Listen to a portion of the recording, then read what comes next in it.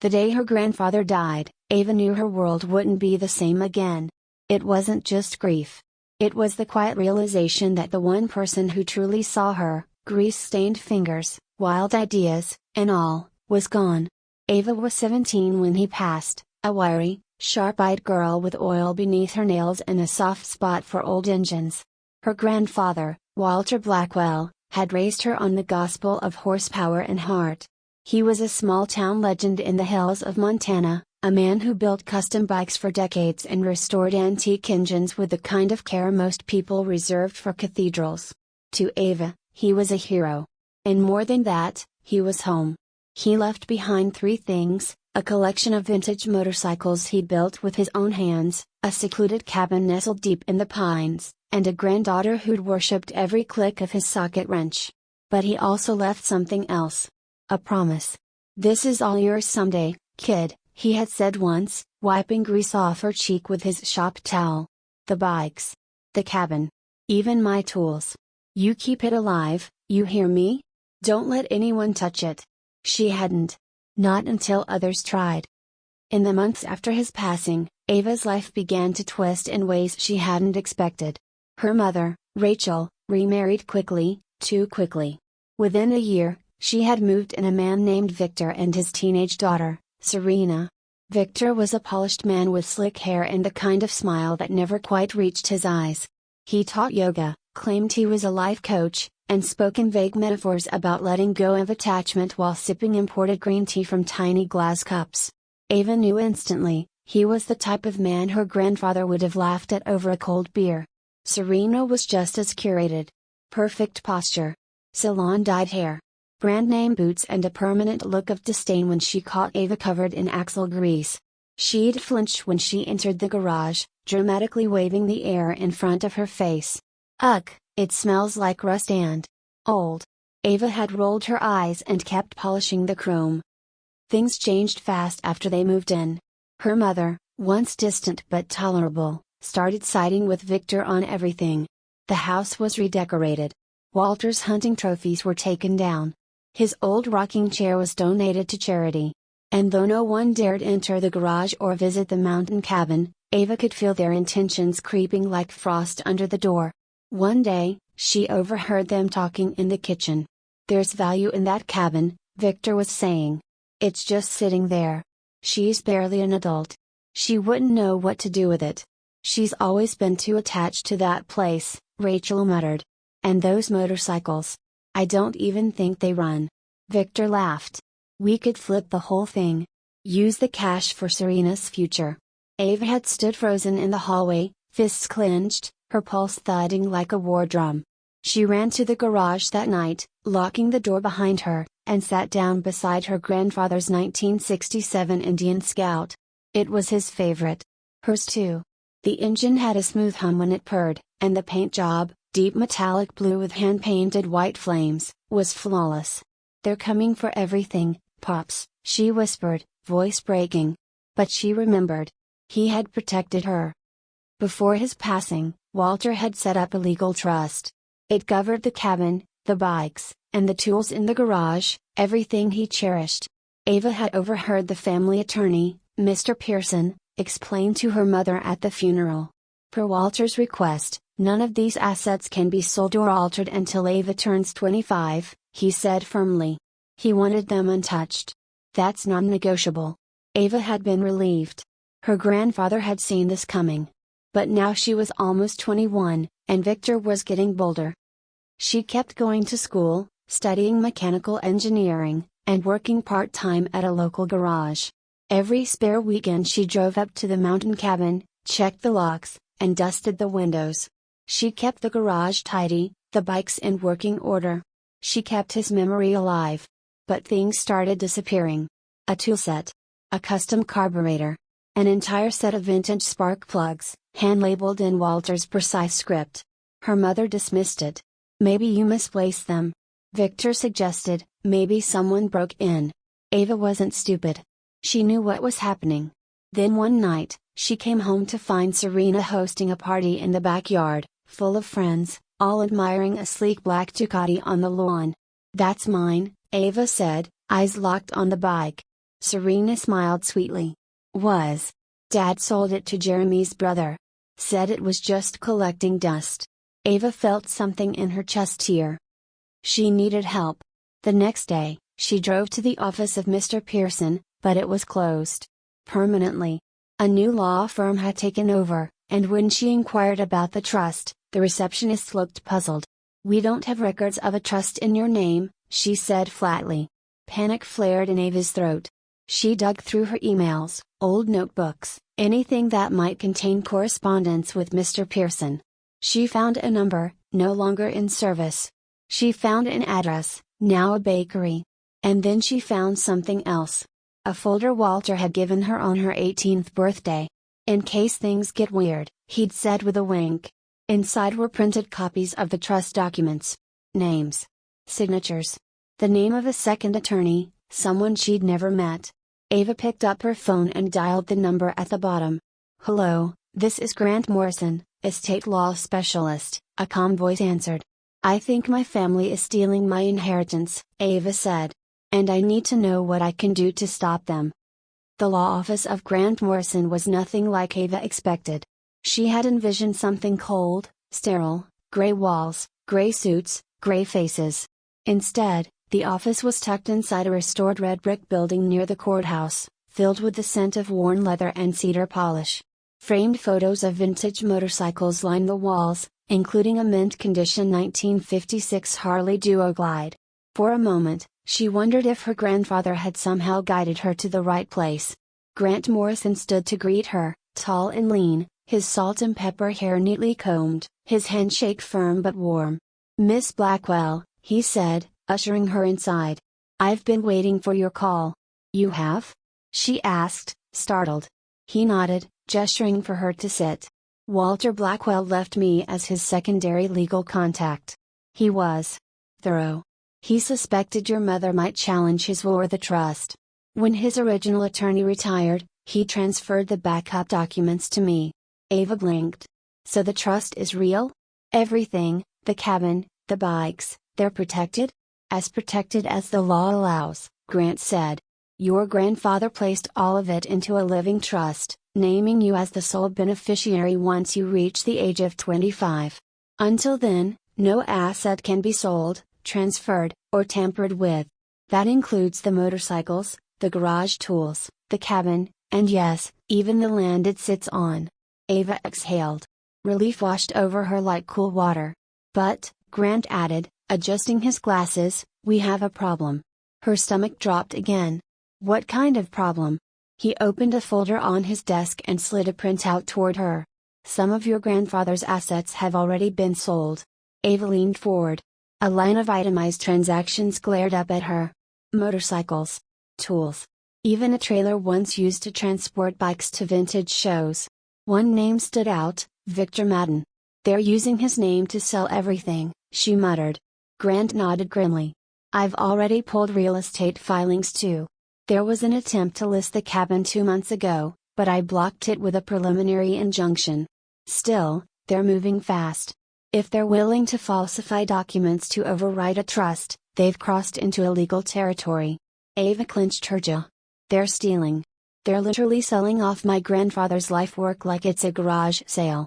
"They're committing fraud," Grant corrected calmly. "Specifically, unauthorized conversion of trust assets, potentially forgery, and depending on the false documentation, wire fraud."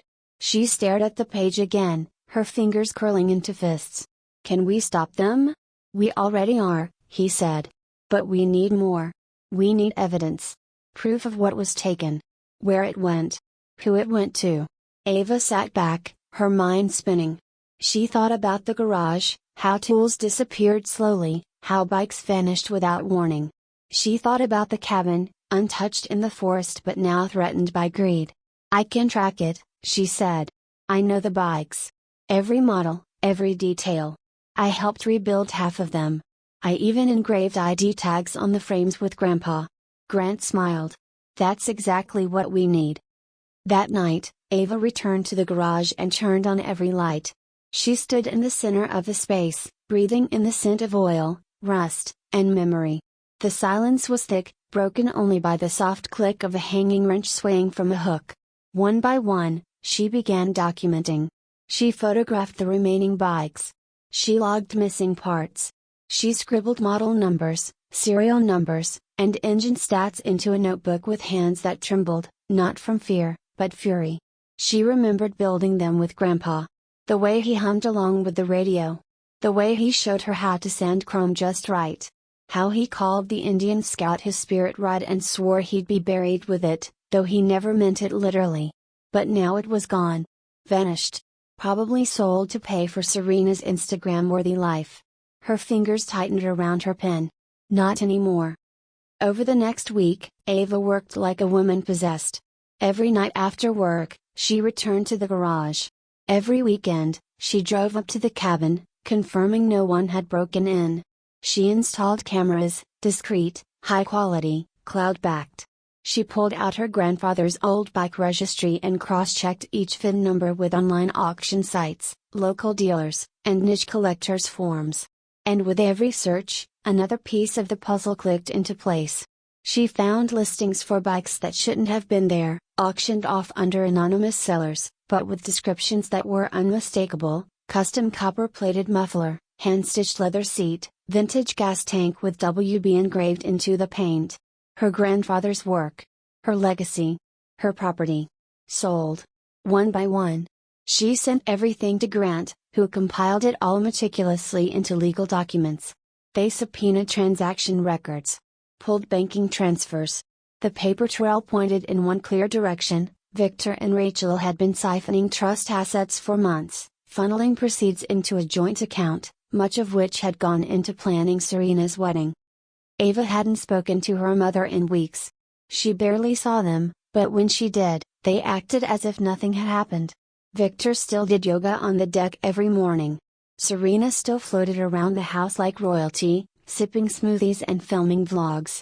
Rachel still smiled as though her daughter wasn't plotting a legal siege in the background. But Ava was done playing the obedient, overlooked daughter. The night she intercepted a phone call about Serena's venue deposit, $20,000 wired from an account labeled W. Blackwell Legacy Fund, she finally snapped. She marched into the kitchen, phone in hand. "Did you seriously just use my grandfather's money to book a flower arch?" Rachel blinked. "Excuse me? I know everything," Ava said. "The bikes. The cabin. The stolen tools. The fake law firm letterhead. All of it." Victor stood slowly from the table, lips tight. "You need to calm down. You need to call a lawyer," Ava shot back. Rachel's voice cracked. "We're family." Ava's eyes burned. "You stopped being family the moment you sold his motorcycle to fund a facial for Serena." Victor stepped forward, but Ava didn't flinch. "This isn't about money," she said. "This is about respect. This is about a man who gave me everything, who taught me everything, and who trusted you not to destroy it." Rachel opened her mouth, but Ava turned and walked away, slamming the garage door behind her. Outside, she sat on the porch steps and looked up at the stars. "I've got this, Grandpa," she whispered. "They don't get to win." The court date wasn't set yet, but the real battle had already begun. Ava stood in front of the mirror in Grant Morrison's office bathroom, smoothing the sleeves of her dark denim jacket. She wore what she always wore when she needed to feel strong, her grandfather's old leather patch on her shoulder, stitched onto her favorite jacket, with his initials WB engraved deep into the cracked brown hide. "You ready?" Grant asked gently from the hallway. "As I'll ever be," Ava replied. They weren't in a courtroom, yet, but today was a formal legal mediation. A last chance for her mother, Victor, and Serena to settle the matter quietly before full litigation began. Grant had prepared Ava for everything. The facts were airtight. The trust documentation was flawless. The trail of fraudulent sales and deposits was undeniable. But it didn't make walking into that room any easier. The conference room inside Morrison's firm was sleek but imposing. Sunlight filtered through tall windows, illuminating thick stacks of paperwork at the center of the polished oak table. Ava sat at one end beside Grant. Across from them, her mother, Victor, and Serena walked in like they were about to negotiate a country club membership. Rachel wore her favorite navy blue blazer, pearl earrings, and that tight, practiced smile. Victor was dressed in all black, probably to appear serious, his intimidation outfit, Ava guessed. Serena didn't bother with subtlety, she held a massive wedding planner binder, the edges worn, a designer clutch tucked under one arm. Ava, Rachel said with forced warmth, we really wish this hadn't come to this. Ava offered a thin smile. Then you probably shouldn't have lied about Grandpa's trust. Victor bristled, but said nothing. Grant began the meeting by sliding a copy of the original trust across the table. Walter Blackwell created this document to protect his property. The cabin, the garage tools, and every motorcycle were to be held in trust for Ava until she turned 25. No asset was to be sold, borrowed against, or transferred. Rachel reached for the papers with trembling fingers. This can't be right. Walter never showed me this. That's because you weren't the beneficiary, Grant said smoothly. And Ava wasn't a minor when he passed, so she didn't need your permission to access it. But what she did need was time. Time you used to chip away at her inheritance. Victor scoffed. We thought the will was invalid. We got legal advice. Grant opened another folder.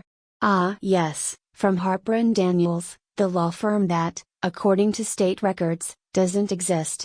The supposed legal letter sent to Ava, also forged. Ava watched as her mother's face went pale.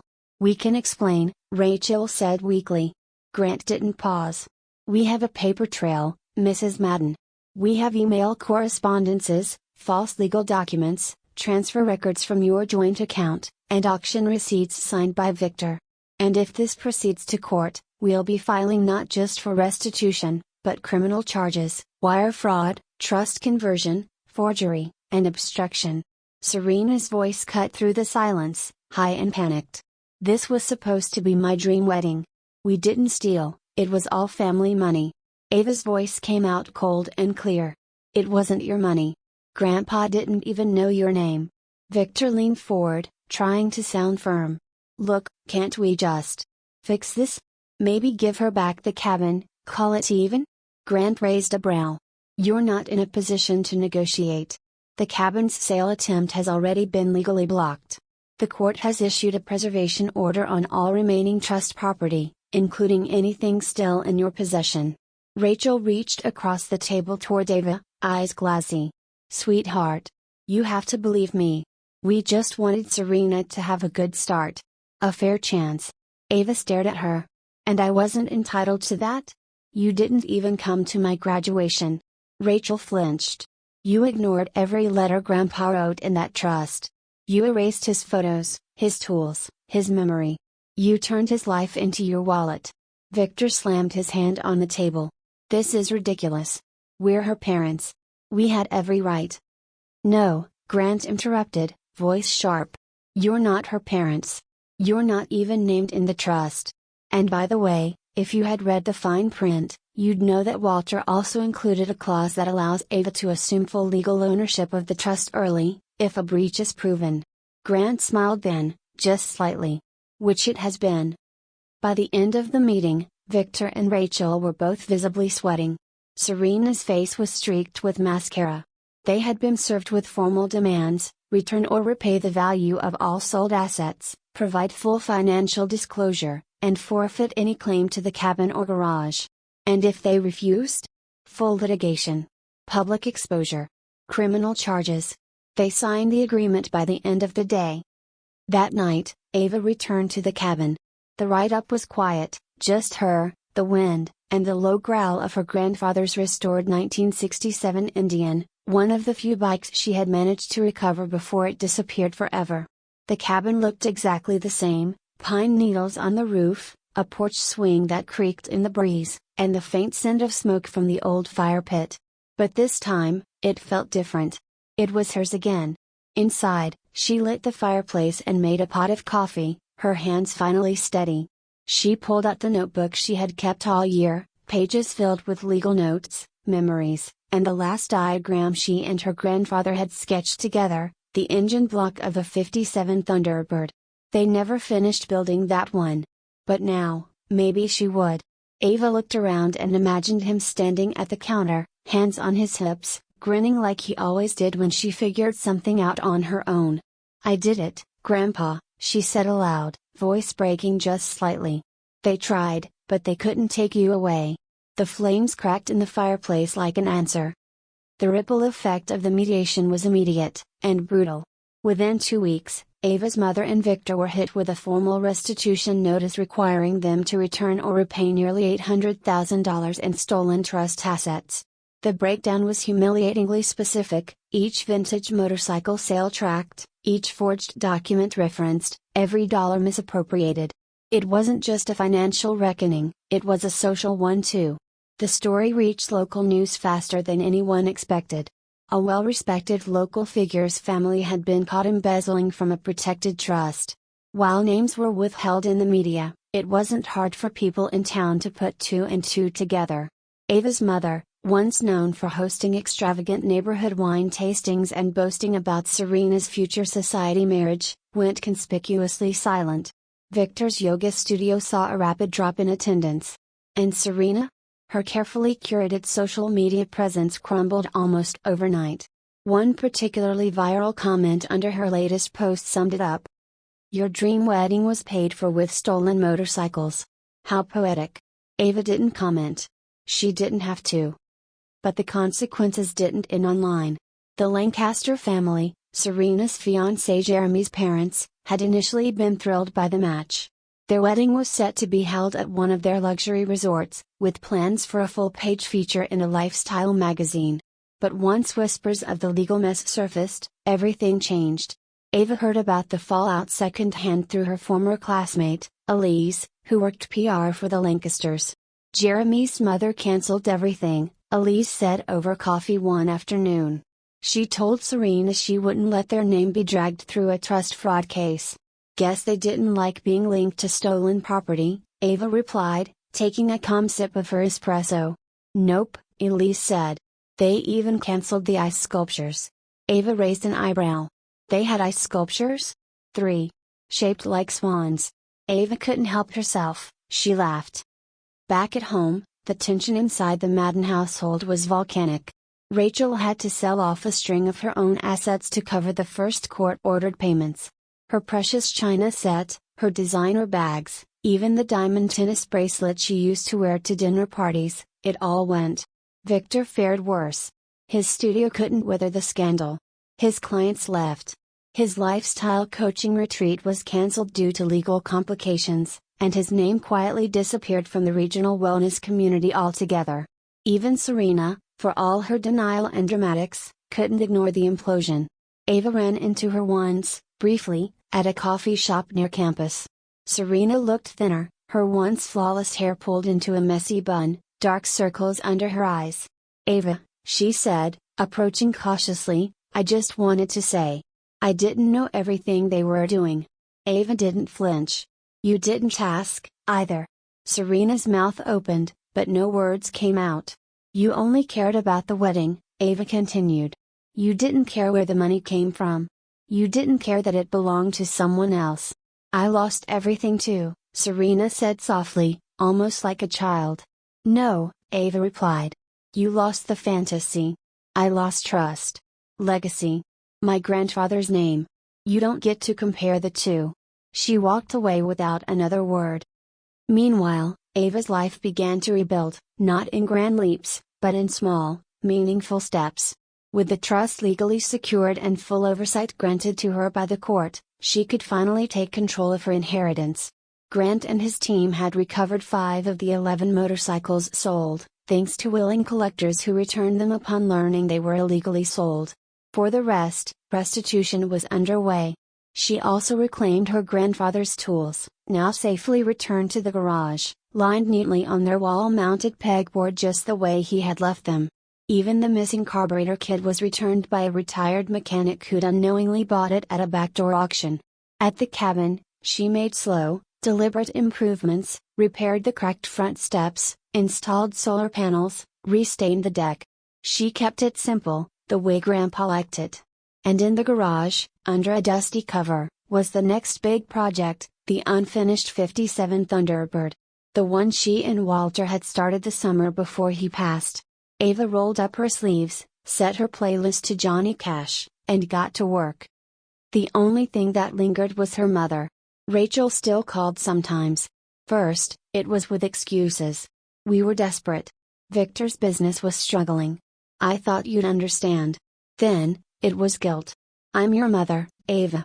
Don't shut me out over some old bikes. Finally, it became pleading. I'm sorry.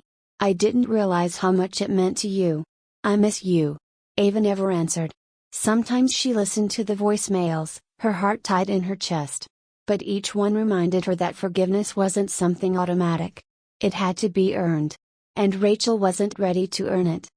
Grant dropped by one day with a thick envelope of closing documents and updates on ongoing legal proceedings. You're officially in full control of the trust now, he said. The restitution payments will continue quarterly until the debt is settled. He paused, then added, most people wouldn't have fought this hard. Ava smiled. Most people didn't grow up learning to fix carburetors before algebra. He chuckled. Well, for what it's worth, Walter would be proud. You didn't just protect a trust. You protected a legacy. Ava nodded slowly. He taught me how to build things. It was only right I learned how to defend them too. That night, as the Montana sky turned lavender and dusk settled over the mountains, Ava sat on the porch of the cabin with a cup of tea and her grandfather's old journal in her lap. She flipped to the last page, blank except for a single sentence written in blocky, familiar handwriting. Don't let anyone tell you what you can't protect. She closed the book and looked out into the trees, her heart full. They tried to sell her legacy for table arrangements and swan-shaped ice. But in the end, they lost more than they stole. And Ava? She had gained something no court could order. Peace. The seasons turned. Spring melted into summer, the Montana wildflowers blooming across the hills like quiet confetti, as if the world was celebrating her triumph in its own subtle way. And Ava was finally breathing again. It had been almost a year since the legal battle began. A year since her grandfather's legacy was nearly stolen, sold off for flower arches and vanity. And a year since she chose to fight not just for property, but for principle. Now, she was more than a granddaughter preserving her inheritance, she was the guardian of a story, a name, a set of values that were built not from wealth, but from grit, love, and generations of effort. The cabin had transformed into a sanctuary. On weekends, Ava invited friends up from her mechanical engineering program. Not for parties or retreats, but to learn. She turned the old shed next to the garage into a small workshop, fitted with 2 benches, extra helmets, and 2 of her restored bikes ready for practice runs. She called it the Blackwell Garage Initiative. We don't just fix bikes here, she'd tell her guests. We learn how to protect what matters. It became more than a passion project, it became her purpose. On the 1-year anniversary of Walter's passing, Ava rode the finished 1957 Thunderbird down the winding mountain road for the first time. It had taken her months. The paint job alone took 3 tries before she got the original silver flake just right. She had sanded every corner by hand, restored the chrome, and rebuilt the engine using a combination of her grandfather's notes and her own intuition. When she turned the ignition, the engine purred like it had just been waiting for her. She took it down through the trees, the warm breeze rushing against her face, the mountains silent and proud around her. Her eyes stung, not from the wind, but from the weight of the moment. The freedom. The wholeness. She wasn't running anymore. She was returning. At the base of the mountain, she stopped by the local diner, the same one her grandfather used to take her to after a long day in the garage. The owner, Linda, came rushing out the moment she saw the Thunderbird glide into the parking lot. Good God, is that Walter's old bird? She gasped. Ava nodded proudly, slipping off her helmet. Rebuilt it myself. Took a while. Linda looked close to tears. He would have been so proud. He is, Ava said softly. I can feel it. Word spread quickly through the town. People started stopping by the cabin, not just mechanics, but locals who remembered Walter, who'd bought bikes from him or had drinks with him at the corner bar. They brought photos, old stories, sometimes even parts they thought might belong to his collection. One elderly man arrived with a wrapped-up parcel, a half-finished carburetor Walter had once helped him design. He gave me this and told me, If I don't finish it, maybe Ava will. Guess now's the time. Ava added it to the workshop display. Every story, every relic, they were puzzle pieces falling back into place. As for Rachel and Victor, the court orders continued to take their toll. Rachel had to sell the house. Victor left town quietly, his reputation too damaged to salvage. Serena moved in with a friend across the state line and rebranded herself as a freelance stylist online. Their dream of the Lancaster wedding was long dead. Jeremy never responded to her follow-up emails, and his family cut ties the moment restitution reports hit public record. Occasionally, Ava still received voicemails from her mother. They had softened over time, from excuses, to guilt, to simple apologies. "Ava, I know I don't deserve to ask this. But I do hope you're okay. I'm sorry. You were always stronger than me. I see that now. Please just take care of yourself." She never replied. But she didn't delete them either. Forgiveness, she knew, was a process. By the time summer ended, Ava had returned to university part-time, balancing her studies with running the Blackwell Initiative. She began drafting a proposal to turn the cabin into a nonprofit education center, part garage, part mentorship program for young girls interested in mechanics and trades. The cabin would be more than a retreat. It would become a legacy hub, a place to preserve what Walter stood for: hands-on wisdom, honesty, and fiercely earned freedom. She sent the proposal to Grant Morrison, who immediately connected her with partners across the state. Grants, equipment donors, even retired instructors volunteered to help. "You're not just protecting a name anymore," Grant told her one evening on a video call. "You're redefining it." Late one night, Ava sat in the garage alone. The lights buzzed gently above her. The walls were lined with restored tools, chrome glinting in neat rows. On the workbench sat a fresh journal, the first page blank except for a single quote she'd scribbled in black ink. "You don't inherit strength. You build it." She flipped through old notes, her grandfather's chicken scratch diagrams, her own sketches from high school, even some of the receipts for parts she'd bought working minimum wage shifts at the garage shop. She thought about the girl she used to be, quiet, overlooked, shoved to the edges of her own family while the spotlight shone on someone more photogenic, more presentable, more acceptable. That girl was gone. Now, she was steel and grit and gasoline. Now, she was the woman her grandfather had seen all along. One weekend in autumn, Ava hosted the first official Blackwell Writers' Workshop. 10 young women and 2 boys showed up from surrounding towns. They spent the day learning how to change tires, tighten cables, and understand engine rhythm. She taught them not just about machines, but about value. "Don't let anyone tell you what you're allowed to inherit," she said as they gathered around the Thunderbird at sunset. "Sometimes, you have to fight for it. Sometimes, you have to become it." The group applauded, some misty-eyed, others smiling wide. That night, Ava stood on the porch of the cabin, coffee in hand, watching the stars blink into view one by one. She didn't need approval anymore. She didn't need apologies. She didn't even need closure. She had everything she needed: legacy, integrity, peace. And most of all, she had herself.